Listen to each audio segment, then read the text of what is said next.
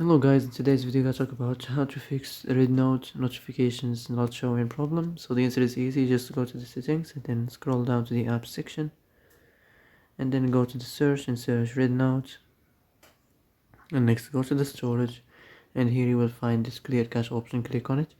Now you can go check it if it worked, and if it didn't you can try to restart your phone or turn the Wi-Fi off and on, or the Bluetooth or the airplane mode. Also you can try to clear data, but be careful. If you clear data, all the Rednote data will be deleted. This includes all files, the settings, the accounts, the databases, etc. So be careful if you want to clear your data.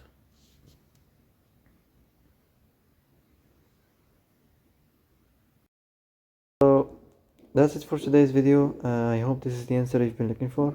And if you like this video, don't forget to like and subscribe, and see you in the next video.